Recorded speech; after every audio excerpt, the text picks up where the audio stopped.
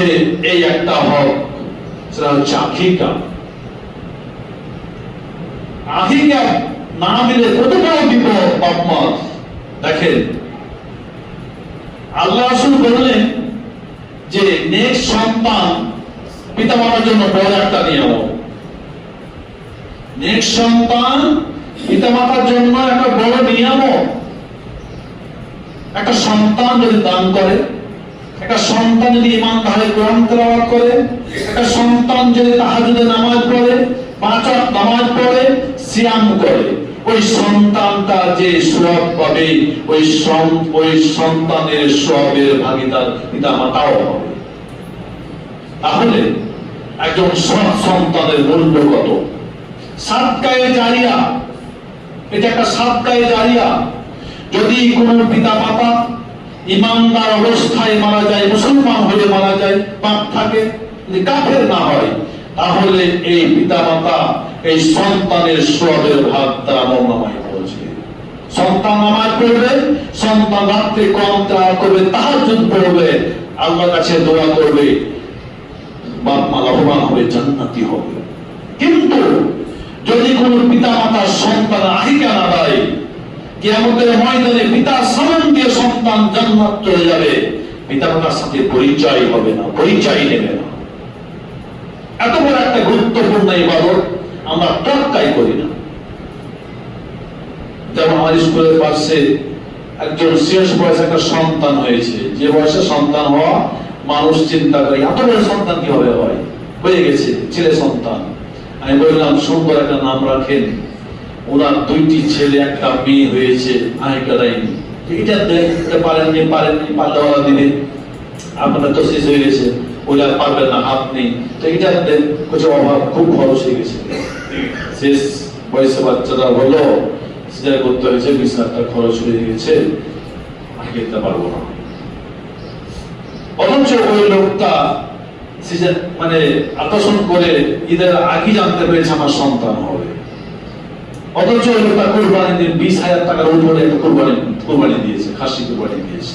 আমি তখনও বলেছিলাম যে আপনি কুরবানি বাদ দেন, যদি না পারেন, যদি একটা ছুটে যায়, কুরবানি ছুটুক, আকিকা ছাড়বেন না। যদি ঈদের দিন জুমা হয়, নামাজ হয়, আল্লাহ রাসূল দুটাই বলেছেন। কেউ হয়তো বলে কোন জায়গাতে যে ঈদ পড়লে জুম্মা পড়াটা অত জরুরি নয়, কিন্তু আল্লাহ রাসূল দুটাই বলেছেন।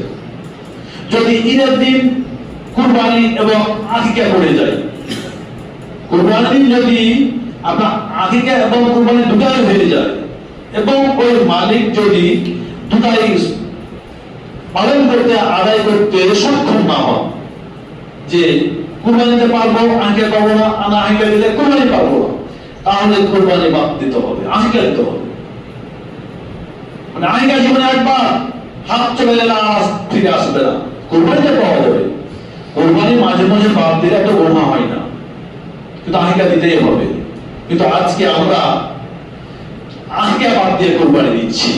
দেখেন 20,000 টাকার খাসিও দিচ্ছে, আবার গরুও দিচ্ছে, কিন্তু 5টা 7টা 3টা সন্তান একটাও আকিকা দেয়নি।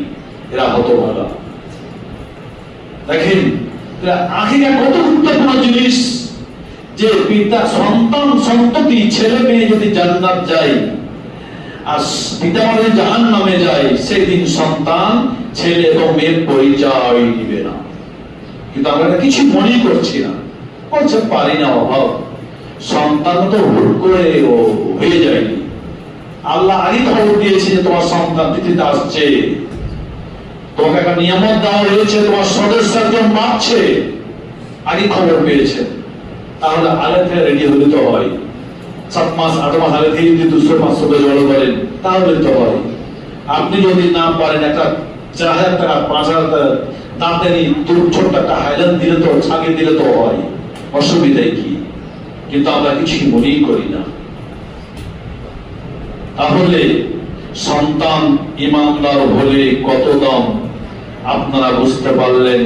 যে সন্তান যদি ঈমানদার হয়, সে অবশ্যই আল্লাহকে ভয় করে চলবে, আল্লাহর হুকুম মেনে চলবে। আল্লাহর হুকুম না মেনে চললে শাস্তি পেতে হবে। আজকে একজন সৈনিক যদি তার অফিসারের, তার মালিকের, ওস্তাদের যদি কমান্ড না মানে তাকে শাস্তি পেতে হয়। অনুরূপ ভাবে আল্লাহ মানুষকে যে নিয়ম কানুন দিয়ে দিয়েছে, হুকুম দিয়ে দিয়েছেন, হাতের ইশারায় বলে, সেই হুকুম যদি মানুষ, কোন মুসলমান যদি আল্লাহর হুকুমকে অমান্য করে, তার মালিককে অমান্য করার কারণে তাকে অবশ্যই শাস্তি ভোগ করতে হবে। তাহলে আমাদের বর্তমানে যে সন্তানগুলি হচ্ছে এত বেয়ারা কেন হয়ে যাচ্ছে? এজন্য কিছুটা বাপ মাও দায়ী। হয়তো সম্পূর্ণ দোষটা চাপিয়ে দিচ্ছে আপনার সন্তানের উপরে, কিন্তু অনেক পিতামাতা দায়ী এই বিষয়ে, সন্তানের হক আদায় করছে না। তো আমাদের এই আকিকা খুব মূল্যবান জিনিস। হযরত বুখারী রাদিয়াল্লাহু তাআলা বর্ণনা করছেন যে ইসলামের প্রথম যুগে যখন মানে সন্তান জন্মগ্রহণ করত, তখন সন্তানের মাথায় পশু জবেহ করে রক্ত মাখিয়ে দিত। তারপর যখন ইসলাম আসলো, তখন নাম রেখে আমরা আকিকা রাখতাম এবং চুল গলাকে নাড়া করে দিতাম।